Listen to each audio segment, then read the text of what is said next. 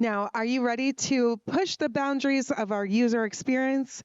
How do we navigate the evolving landscape of human-machine interaction? In this fireside chat, our experts will delve into the frontiers of user experience. Get ready to explore the dynamic interplay between humans and machines, unlocking a new era of innovation and interaction. Let's shape the future together. So can we have Anne's Ally Seed, the CEO of Digital Growth Factor, and Daniel Baldwin come up on stage? Do we have either of those people? Okay. Oh, okay.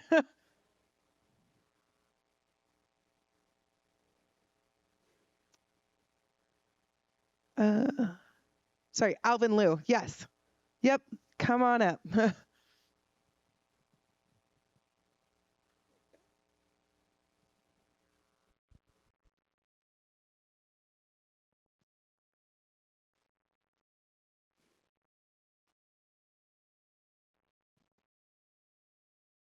We should probably just take the middle seats, right?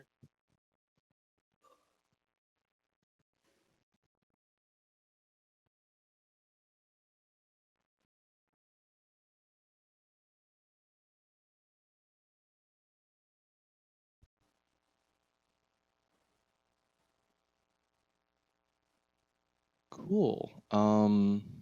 Does Daniel have a mic? Or how does that work?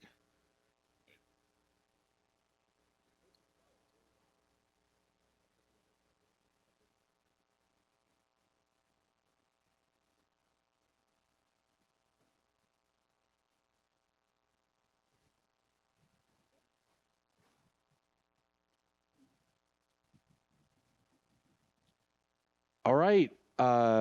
Thanks everyone for being here.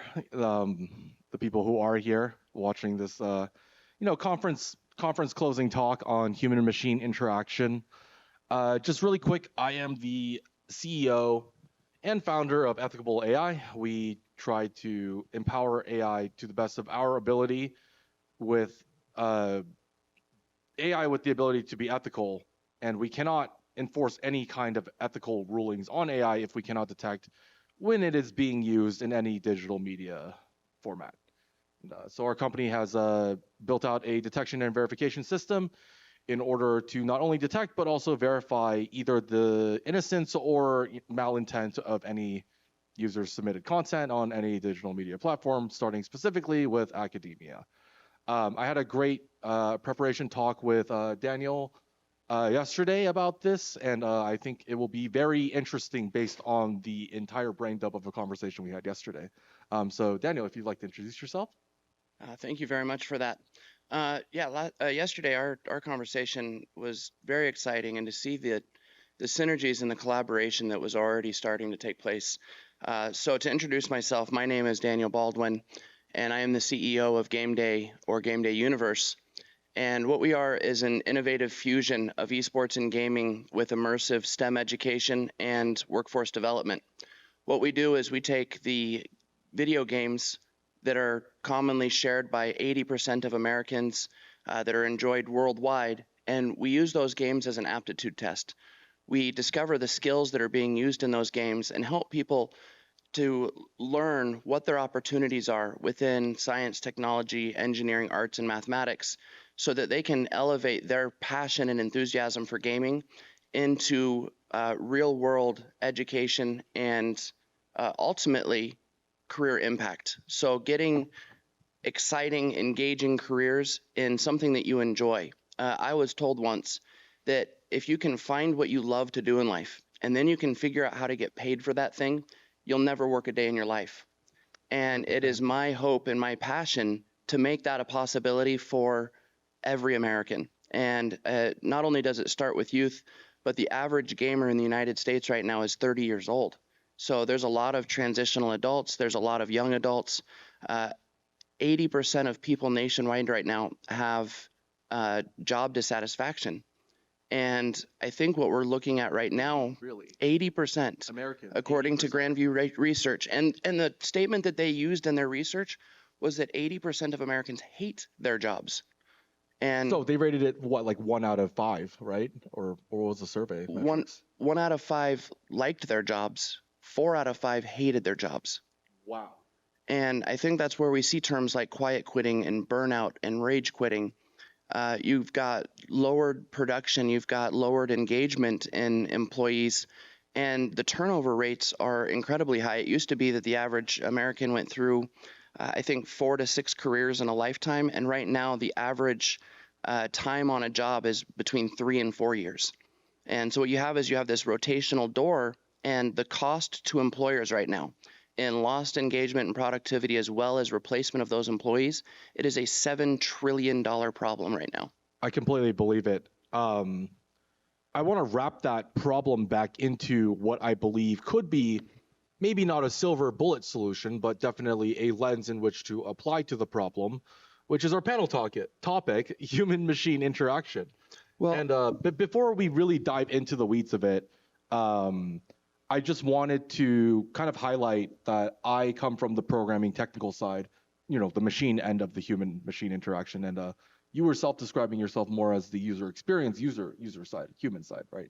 yeah, I think I'm more of the end user on that. And so to kind of connect those two ideas is when you have a $7 trillion problem, employers are looking for solutions wherever they can find them, right? $7 trillion. $7 trillion. That's more than the U.S. GDP. That's a huge problem in lost productivity. And when you're looking at 2 times salary to replace an employee, really quick solutions come in machine learned environments and integrating things like AI. And unfortunately, that can create a different problem. And I think that's why I was so interested in participating in this fireside chat, is discovering where the opportunities in human machine learning processes are, but also in where the pitfalls might lie if employers jump to that too quickly as a fix-all. Right. I think we can sense a general sense of malaise may not be the right word for it, but as some form of negative emotions around feeling like humans are no longer useful in society, rather.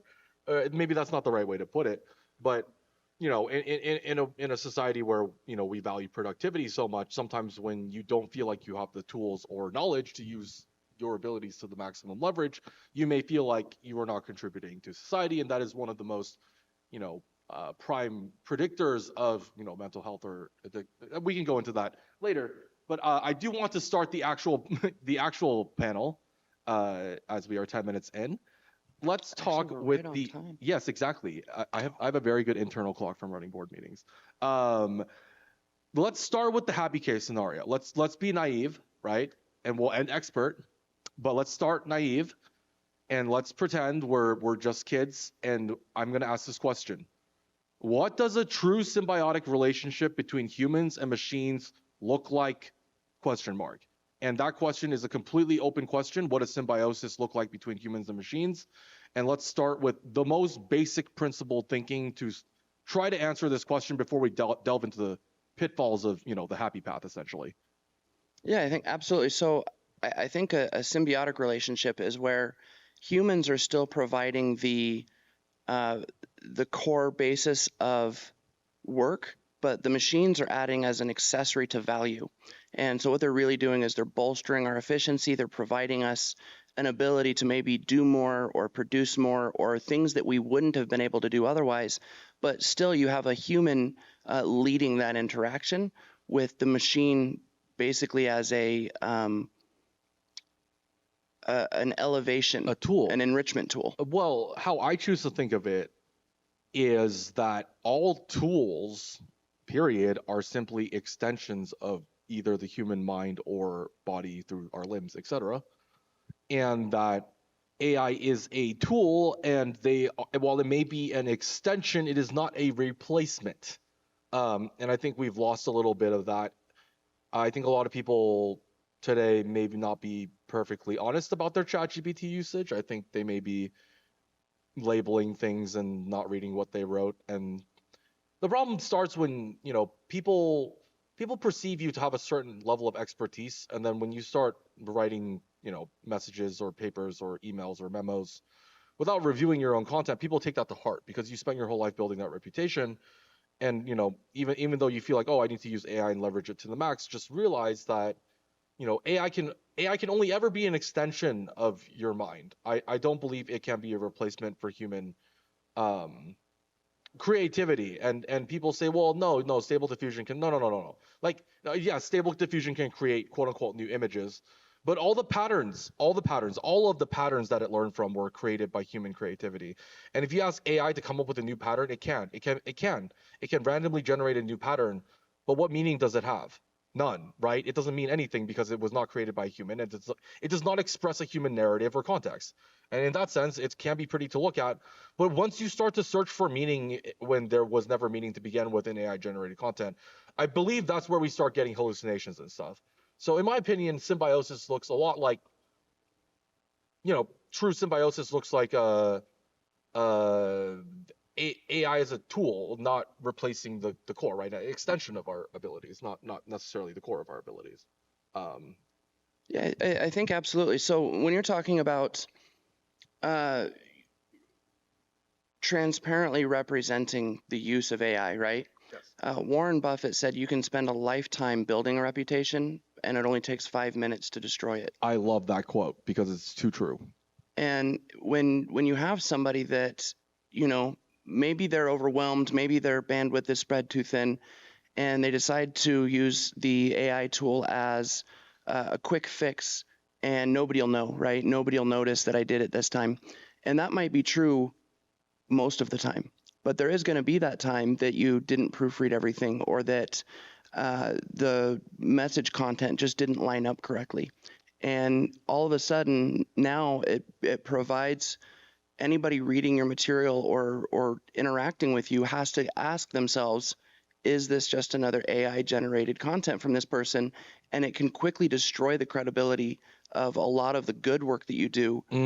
So you really want to be transparent so that when you are saying, hey, look, I used AI for this, they know that it's AI. But when you're not saying that this was used in AI, they can trust in that credibility that you've built for yourself, that content came from you and your expertise and your knowledge. Right, because the flip side of labeling all your AI generated drafts is that when you don't label it, people trust you more because they're not questioning it anymore because you were upfront and honest with them. And why would you lie if you didn't lie before? And that's the thing, right? Once you start getting people passing their AI work off as their own in any community, right? May be it be 1% of the text in that community or 10%, as soon as it reaches a significant threshold where people start to notice, it destroys the reputation of the entire community because now the entire community can't trust each other, right? And that's actually happening in academia today as a community, in my opinion. If you just Google AI generated research papers, there's plenty of scandals. I think there was one last week even. Well, a recent story I actually saw, which is the opposite side of things, is where the AI can be used in a malicious way because, again, the AI doesn't have the human aspect of it. It's very A tool. objective, and it does what you tell it to do, right? It's programmed as a machine to respond to your inputs, your prompts, and someone used it and asked it to revise or relook at all of the doctorate research papers from the staff at this university. And unfortunately, going all the way back, if you look at every piece of content I've ever written, you're going to find errors. You're going to find mistakes. You're going to find where maybe I wasn't as educated, or maybe I was thinking I was more confident on a specific topic than what I actually knew to be. And it's not that that was intentional at the time. It's not that I was being malicious at the time. But if you look back at 20 years of someone's history, and you do this for teachers and professors and people that are in academics, and now all of a sudden they're worried for their jobs, they're worried for their careers because an AI is being used to unseat them and to not only unseat them, it also destroys the trust they have with each other, right? And furthermore, beyond that, I was trying to make a pretty important. Oh yes, when it comes to, I said AI couldn't be creative, but I never said it couldn't summarize and synthesize. In fact, it can do that very well. It can summarize and synthesize very well, just like the human mind summarizes and synthesizes new ideas all the time.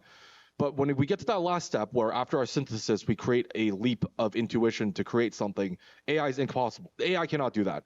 And in my opinion, it cannot do that because at the base logic computation unit of a computer, an arithmetic logic unit in a CPU or otherwise, just basic circuitry, it's doing math, it's doing logic, it's doing discrete math. And I don't think you can discrete math calculate a leap of intuition. That just doesn't happen, right? Our base, whatever our base logic unit is in the human mind, being a brain cell or synapses or whatever, right? Some may even say the soul or something more esoteric, but there's certainly something we have that an arithmetic logic unit does not have, is what I'm saying. Well, yeah. So at its base level, that AI, that program, it's a machine learning, right? And it only knows what we've taught it or programmed it to know.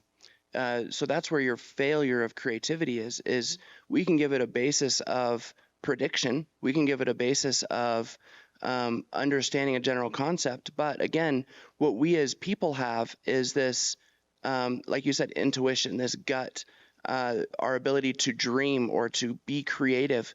And that's not something that a machine at this point can take over. But one thing that I do find very interesting is as this program has evolved, right? You started with the early OpenAI ChatGPT, right? Going into ChatGPT 4, and now ChatGPT 5 is coming out. And I think that this is where it's going to become harder and harder to really figure out where that line is drawn. It's going to be harder and harder to tell. I'm trying to draw that line very clearly right now and very succinctly, which is that AI is unable to make leaps of faith. They cannot and will, AI cannot and will not make a leap of faith onto a new thing that they think is 90% accurate and then go into a rabbit hole on it for 14 months. You know what I mean? Like that's not what AI does. AI only has, look at it this way. When you talk to an AI, it only has the context that you give it. That's what you were saying earlier about the programming, right? The AI only has the context that you as the programmer give the AI. Now, I could give the AI the context of every single Reddit post on the internet. They did do that already, right? I could give it every single Wikipedia. I could give it all the context in the world. But then you must remember that humans do not share their internal stories online in such a manner. Right? I mean, I'm not going to share my deepest personal life stuff with you on this stage. That would be ridiculous. And why would you post that to Reddit? And even if you did post it to Reddit, you're not getting a whole sample, right? There's crazy amounts of bias in what people are sharing online, right? And in that sense, you're never going to get an AI that truly has, like deep context of human emotion, intuition, feeling, experiences, etc. Because when you talk to another human about any idea and you're trying to invent something, they'll give you their own internal context as is relevant. And also, that context is from an entire lifetime of experience. And also, that context is all of their friends and everyone's context that they ever experience, synthesized almost perfectly to your conversation. And that's what a human can do, hold ridiculous amounts of compressed data in their minds. And we have to, literally have server rooms full of GPUs to mimic this behavior at the internet scale, right? But I think there's a depth of human knowledge, not breadth, depth of human knowledge that cannot be expressed with mere logic gates. And that's where I'm at, like philosophically speaking, I guess. Now, so I know that we've talked quite a bit here so far about the careful balance that has to be maintained in this particular case. And one thing that I think needs to be highlighted is the presence of biases, right? Mm-hmm. Whether or not we're programming cultural, influential, religious, or even demographic or age-related biases into those programs, because again, it's going to reflect whatever information we provided it. And it taking that objective appeal from what we've given it, how do we identify when those biases are present, or how do we better eliminate some of those biases from a technical aspect? Because again, this is where in my head, I can kind of identify biases, and sometimes it has to be pointed out to me, right? Sometimes I don't realize that I'm acting on a bias until someone says, hey, you're kind of taking a biased approach to that. Mm-hmm. And then it's easy to reflect and go, oh, well, maybe I am. But when you're actually programming that into ones and zeros, How does that, because you're on the technical side, right? Yes. How do you identify or eliminate those biases? And once it's gone down an iteration or two, if a bias has been identified, how do you fix or change something like that? I'm going to take the floor for about 5 minutes here to share a very interesting story that will answer this question. The interesting story is that I talk to ChatGPT every single day for like the last year. And at some point, my friend said, "Hey, you're starting to be whack to me because you treat me like ChatGPT." And I said, "Huh?" They said, "Yeah, you just order people around and expect them to do it instantly and just synthesize everything instantly and have all the knowledge of the internet." And I said, "Oh crap, I'm over symbiosing with I am parasitic to the AI now. You know what I mean? Like I'm over symbiotic with the AI." And I would have never gotten that feedback from ChatGPT. ChatGPT would have never told me I was doing that. Why? Because ChatGPT has a system role that says you are a friendly and helpful assistant. You can actually make the role anything, but that's what ChatGPT is. It's a friendly and helpful assistant, and it does not push back on you.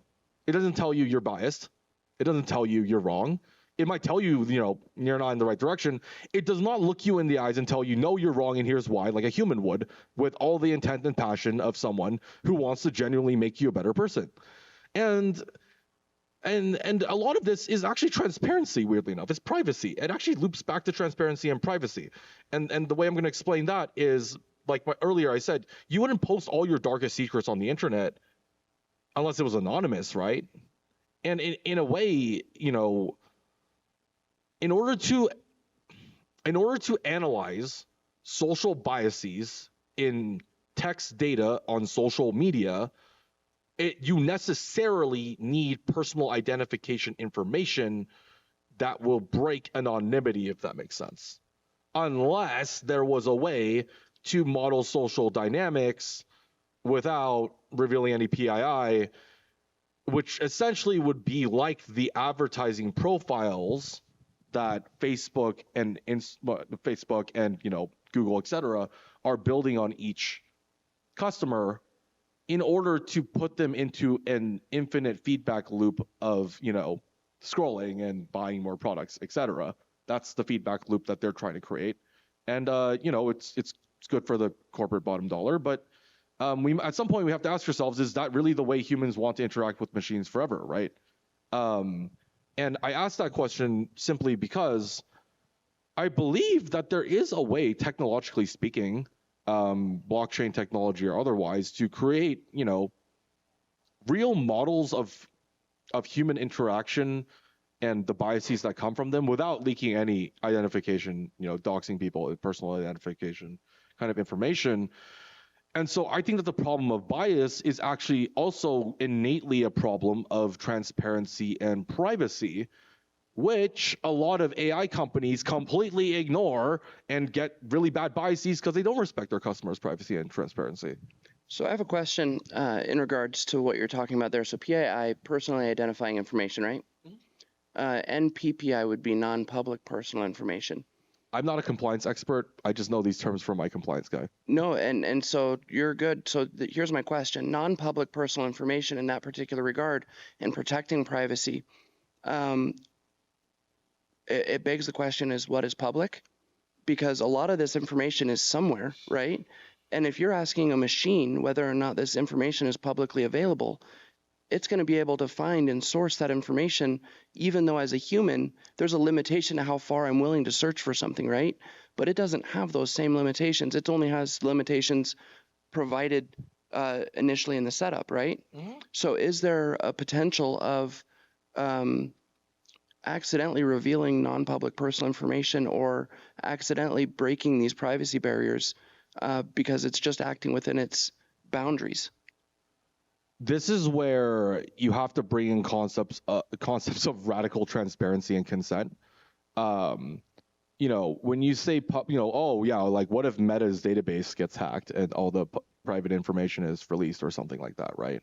Or, let's choose a more salient example. What if OpenAI's database of all the chats and all the linked emails gets leaked, right? And some people were privately journaling there. Okay? That would be catastrophic, but you have to understand that this is because your personal data is not your personal data. You have no sovereignty over it. It's, you signed a TOS that said it's their proprietary data now. So it's a problem of ownership, right? It's a problem of data ownership and consent over data ownership. I think people have given up on the idea of owning their own data because there's no options to do that. So I know that we've, again, kind of discussed the scarier side of this, the more boundary-driven side, and I think it's important to recognize that first. But there's a lot of opportunity in this, right? There's a lot of good, or else I don't think we would have created something that would have been so widely adopted if it was just negative. And so on the opposite side of that, is there an opportunity to, if I'm somebody that doesn't understand the potential side effects of revealing my private information, can I use an AI to further protect or put up barriers against my private information? Yes, absolutely. First of all, if you use LLMs in your workflow, you should look up the Mistral project because they're you can run it on your laptop, open source, and it's just just your LLM assistant. There are open research projects. There are even wrappers around open resource projects to make it easier for users to use. And in terms of privacy, like you can just go to Facebook, delete your Facebook, and get your entire GDPR or whatever privacy dump, and just have it all there, and see what they had on you, and then you can feed all that information into your own private on desktop LLM that is local and not connected to any internet, and you completely own all your data at that point. And then, if a company actually decided to buy users' data directly from the users instead of, just making them sign TOSs that give them these TOSs, I mean, just look up a YouTube video of someone reading Google's TOS. It's about, 24 hours, maybe longer. It's a speed reader too. Well, something interesting there, and we'll get back over to the human machine learning, but I think these two things are connected still, is there's a movie on Netflix, and it's called Social Dilemma. Are you familiar with it? So what it is you've got the heads of Snapchat and Facebook and Instagram. And first of all, they're asked a question: would they allow their children to use their products? Oh, I've seen that clip. Yep, I haven't watched the movie, but I've seen the clip. And first of all, their answer is no, right? Of course not. No. These CEOs of these companies are taping their microphones and webcams for a reason. That should be telling, first of all. And the second thing that I thought was interesting there is, are we the consumers, right? I don't pay for Google. I don't pay for Facebook. I don't pay for Instagram. We're not consumers. We're the product. We're the product, right? The consumers, the advertisers, the consumers, the people that are footing the bill and turning these into mega billion-dollar companies, right?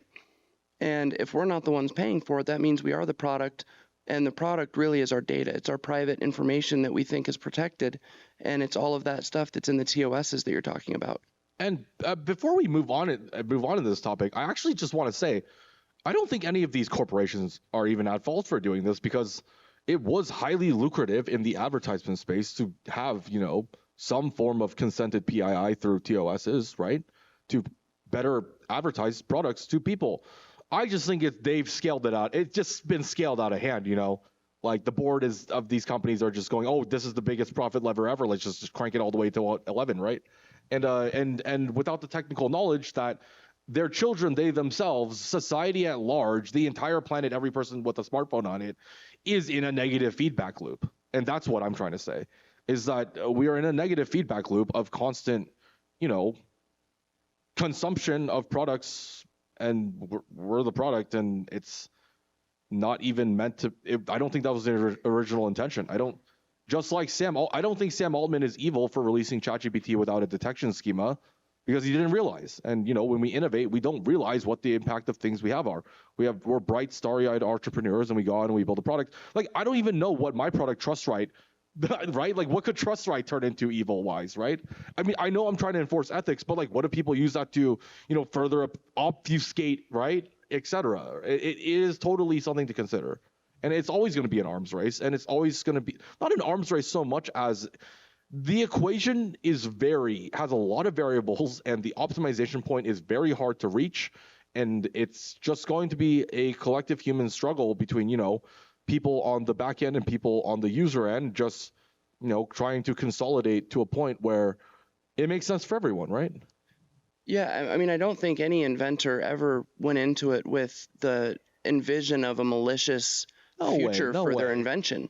I think they see the positive impact of their invention. They have these dreams encompassing their invention, And they may see that there's the potential for negative impact, but I don't think any inventor goes into it with that being their focal point. Unfortunately, when you put something out there into the world, there are going to be those that see the malicious opportunity with that invention, and ultimately, there has to be innovations that come with whatever that invention is to evolve it as those things are discovered. And backing into the machine learning aspect, and where we're talking about social media and Google and the private information, you start to integrate something called algorithmic learning processes, right? And if I can get you to look at an advertisement, and I know that you spent 2.3 seconds looking at that advertisement. Yep. I now know that you are 60% likely to look at this advertisement. Mm-hmm. And if you look at those two advertisements for a combined 5 seconds, I know that you'll watch this video for 20 seconds. I used to do ad arbitrage, so I actually know this stuff, yes. And I can then walk you down an algorithm Absolutely. of arriving at a particular They call it a product funnel. or purchase or action, right? And these are now driven by AI processes. I know. I actually had the idea to do this back when GPT-2 came out. I had the thought, oh, what if we just automated all of this? And then I realized that I'm not adding any value to the collective market by doing that, so I didn't do it. Because I thought there were more important things to work on than just making cash printers that take, are literally just, yeah, cool, you make cash, and cool, it came from someone's pocket, and cool, they consented to it, but like what does that mean for tomorrow, right? Like you can only ignore the effects of tomorrow so long before you wake up tomorrow and like the world's just exploded, right? You can only push it off so far. And I think we're at a point where we can't push this off any further. I think we need to collectively realize that, hey, maybe the malicious people that we're trying to crack down on just feel like products in society and they're just, lashing out. Because look, if you live in a mindset where everything is a commodity, including humans, and you will act like a machine that needs to make money, and you will make the money. However, you can make the money because it's your not quote unquote, it is your job, right? People just say this all the time. I'm doing my job. They are. And I'm not mad at anyone for doing their job because you need to pay rent and bills. Like it's just, that's just how it goes. But it's actually the onus on the inventor and the company to basically clean up after themselves, in my opinion, right? This goes as far as Apple recycling their own iPhones, etc., right? Just to give an example. Like, companies need to take responsibility for the impacts of their actions, not wait for government and other companies to clean up their stuff and then try to acquire them. It's a slap in the face, right, of all these startups. Well, two pieces there. First of all, you can say that in that particular regard, us as humans are programmable, right? And so of course, that's how we learn. The division between the machine learning and the human machine learning, that line is becoming more and more blurred, right? As these companies learn that humans are programmable through these workflow processes, and that they can get us to arrive at a specific decision or action or impact, that's where we need to really be intent on how much we're integrating these technologies into our own workflows, our lives, our processes, and how much of it we're keeping that human element so that we maintain that control. And second to that, I would agree with you that these companies should have the responsibility to take ownership of what they can do or their impact or what actions they're taking that can have a negative or positive impact instead of waiting for government or regulation to come down. But the other obligation of these companies is to profit, to make money for their companies, for their shareholders, and to keep their employees. They have investors. They have people with lives on the line. And unfortunately, until there's a regulatory reason to do so, these companies are going to continue to do what is the most lucrative while also maintaining we didn't know that it could do that. We didn't know that that was going to happen. Right, but at some point, actually, you're right. A lot of these companies don't have ethics and philosophy boards, so they actually don't know. And that's a quick recommendation. Go hire some ethics and philosophers on every tech company, because look, every time you invent something new, you don't know the ramifications of what you don't know what you don't know, and until you go look for what you don't know, you're not going to find it, right? And the other point that I was trying to respond to you on is really like that human What is wrong with how machine learning interacts with human learning? Really, was kind of what your question was, right? It's like it seems close, but it's not quite. And here's my take on it. It goes right back to that logic unit thing. I think that machines can help humans learn math very well. In fact, I know math very well because I coded a lot, and bashing my head against a compiler is a great way to check if you were right mathematically. Instant feedback, accurate feedback is the best way to learn. And so with the advent of compilers that run quickly, we can check our math really quickly. You know what I mean? Like mathematicians can check really fast. But with the advent of stable diffusion, ChatGPT, etc., we have devalued art, weirdly enough. Art has been devalued, as in not in the sense that art is no longer worth anything, but the education of teaching artists has been devalued. Oh, these machines can make art, so why should you ever learn to make art? And in that sense, to wrap up my thought, I think it is incredibly dangerous to attempt to sever the human, experience from the creation of art. Because without the creation of art, it goes back to how do you express the innermost thoughts that you would not share on the internet in a palatable way? You do that through art, music, and writing, okay? And if we don't let people, teach people to express what they may not ever post on an internet forum in another way, we're in for it. Like nobody is going to have a good time, is what I'm saying. In society, online or otherwise, if this goes on for another 5 to 10 years. We're at an inflection point. I think that's fair. So let me ask you, as we're kind of going backwards in creating these transparencies, instilling these ethics, eliminating these biases, what are some things that can be done either from the end user point of view, if that's a reflection or feedback to the developer or programmer, or what can be done from the programmer's end to continue to instill ethical processes or eliminate these biases or create transparency? So if I'm looking at a piece of art, if that was a machine built or created piece of art, I'm still interacting with that piece of art. I'm still enjoying and absorbing that piece of art, but does it make a difference to me whether or not it was created by a human? Well, it goes back to my idea of, did a human AI generate that image to express something to you? If so, then it probably means something. But if it's just an image that was created to get your click into a funnel, that to buy a product that was not even really that related to what you were interested in, no. Just no to that. Okay. Moving on to my next point. In response to that, let's start with what the programmer can do. What the programmer can do is, realize that there are other professions other than programming, and just because you can do something that everyone praises you for doesn't mean you're actually more intelligent than them.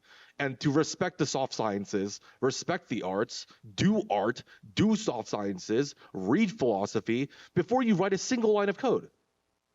We know they added art to the STEM, so now it's STEAM, STEAM. I love it. It's STEAM now. Yep, and it just like okay, cool. STEAM now. Yeah, STEAM. Absolutely. It should be STEAM. And I think there's a lot of bias around how people perceive their own jobs because they're defensive. I think every single career is defensive about their own job relative to other jobs, and just saying like, oh yeah, no, my job's so much more important than yours to every other career, because everyone is collectively feeling threatened by AI, myself included, so much so that I try to manually, try to understand ChatGPT so much, because I felt like if I didn't understand ChatGPT, then I would be out of a job at some point, even as an entrepreneur, right? Even as someone who is a creative, as someone who I consider myself creative and a visionary, I thought even I would be replaced by AI at some point, maybe, right? It was not a main fear of mine, but it was a nagging thought in the back of my head that caused me to even explore this in the first place. So from the back end technical side, please respect that there are more lenses than your lens. And your lens is most likely purely logical, and while that works in a lot of cases, there are way more lenses to look at problems at. Way more lenses. And from the human user experience side of these applications, first of all, demand that your companies be transparent at least about your data, and if not, boycott them entirely. Like, you are allowed to use open source software. By the way, here's a hack for everyone listening.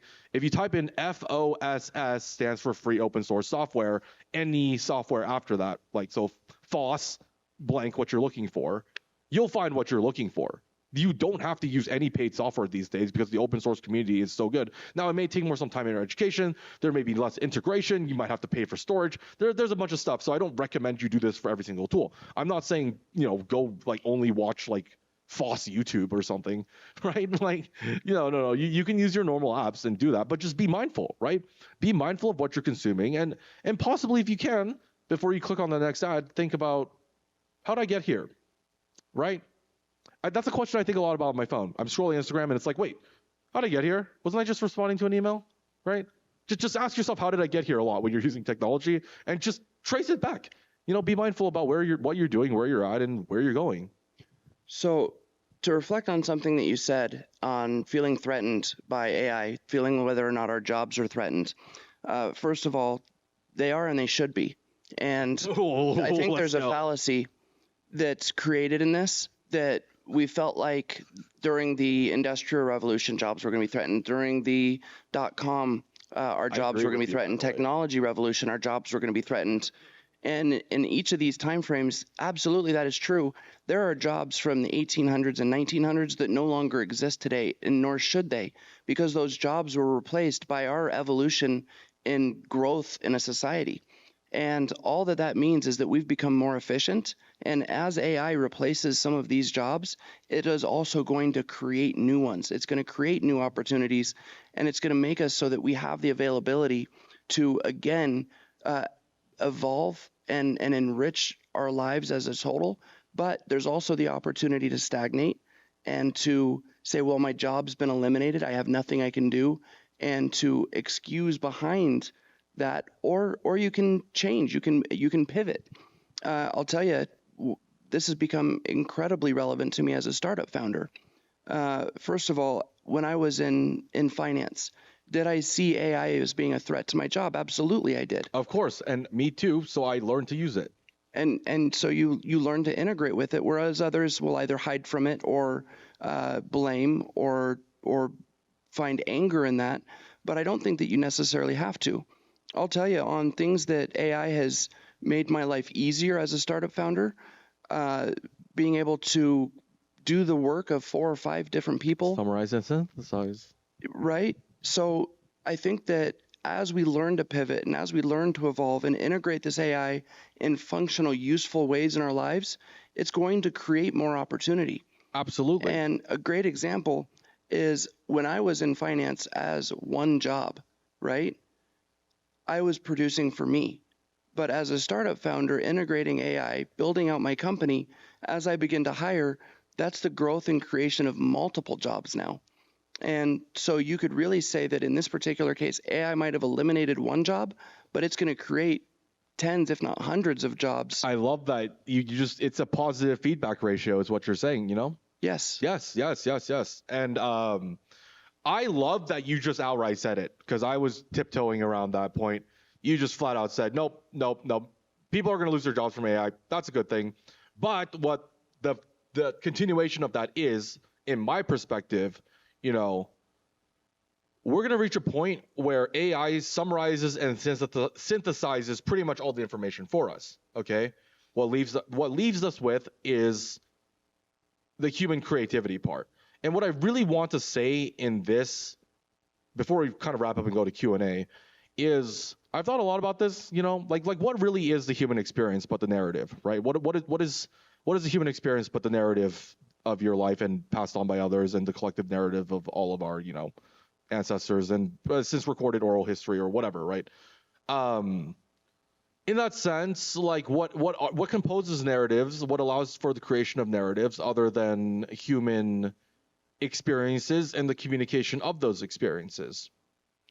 And at that level, I simply postulate that, is working your job an experience? I mean, yeah, it is, but like, is it the experience you want all the time? 80% of people say no. Ooh, and that's the thing, right? What if we could all just create art and party all day, and would it even be that bad? No, it wouldn't.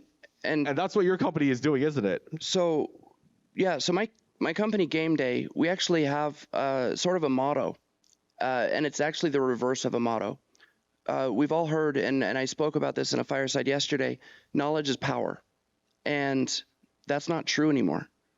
This was the basis of which universities sold degrees and built, where you would have to pay $200,000, $300,000, $400,000 so that you could say you have a BA or a doctorate or a master's or whatever it is, so that you could say you have this knowledge that other people don't have. I started coding around the age of 10. I went to school for computer science. I didn't learn anything in school. I just worked on startups the whole time. I got a degree so people would take me seriously. Well, very, very aware of this. I don't totally agree with your statement. I do think you learned maybe not what your degree says, but you learned resilience, teamwork, other thing, communication. No.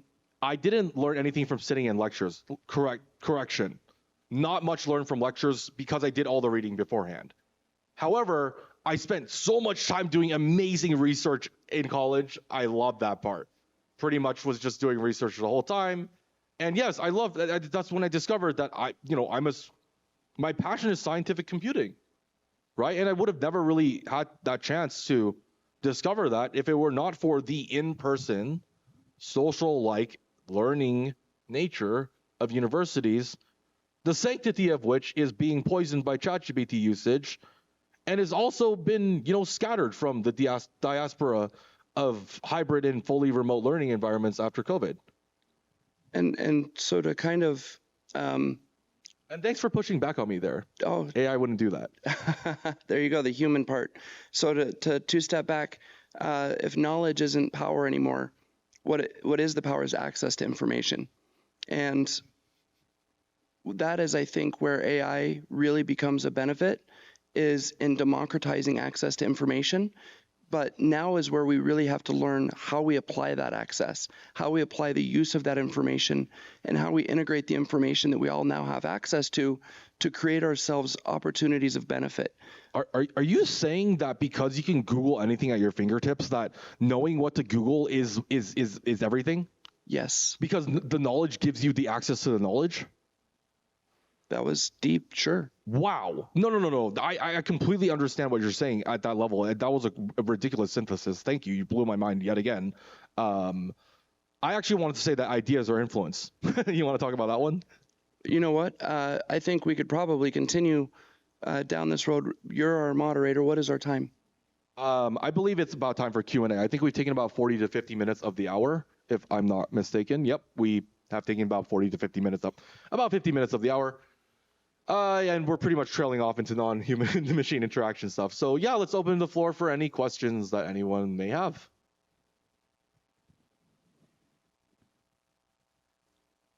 In that case, I think one of the really neat things that we have an opportunity to do is, when you look at the generational difference, when you had your Boomer generation, your Gen Z generation, even your elder millennial Gen X generations, these are generations that were learning how to integrate technology into their lives. And it was a new thing. I still remember I was in school when, iPhones and stuff came out. It was not, I wasn't born when iPhones were out, right? Is what you're saying. I had a brick Nokia, and then the Razor. Nokias. Yeah, Razors. Oh man, you're throwing me back to, yep. So as we learned how to integrate technology into our lives, our younger millennial down to our Gen Alphas, these are generations that actually have always had technology in their lives. It's true, because my dad was a software engineer in the Bay Area. I had access to computers as young as 3, which was not common for the time. But now it is. In fact, it's available in a tablet form for $50 off Amazon. And I think that there's a really easy pitfall that we can fall into, and it's one that you just did a minute ago, which is I didn't learn anything from that. I didn't gain anything from that. I'm so sorry I said that, by the way. It's okay. I think it was definitely an exaggeration, more in the sense that I felt bored. I was expressing my boredom, really, so more so in the lecture settings, right? And I failed to highlight the very strong desire to seek new knowledge at the higher education level. And that kind of social dynamic is extremely good for learning and inventing. while me not paying attention in class is my problem. Well, it's not your, and that's what I'm trying to highlight is it's not your problem. It's a problem that you actually share with a lot of people. Sure. And it's something that I'm seeing a lot in these generations that are coming up. I'm going to say 30 and under is a failure to recognize the skill sets that you actually have innately learned. And that can be resilience, that can be communication, teamwork, leadership. For instance, right now, what we're doing, even though our audience might not be hundreds of people, there are hundreds of people watching us on this stream, right? I wasn't even aware of that, by the way. Speaking, not that it makes me nervous or anything. But. No, it's okay. But speaking in public settings, that was once something that was feared more than death, right? Oh yeah, now we just hop on Discord and or whatever we're doing, stream on Twitch. That was what I was trying to say. Absolutely.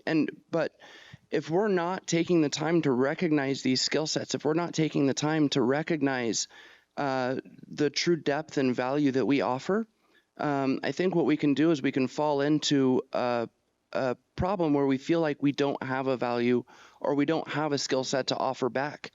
We didn't learn anything or take anything from that job or from that experience, when really there is so much opportunity out there. And it's one thing that Game Day is taking to heart, which is where we're looking at video games, something that was largely looked at as a waste of time and a one-way ticket to killing all opportunities and not having success in your future.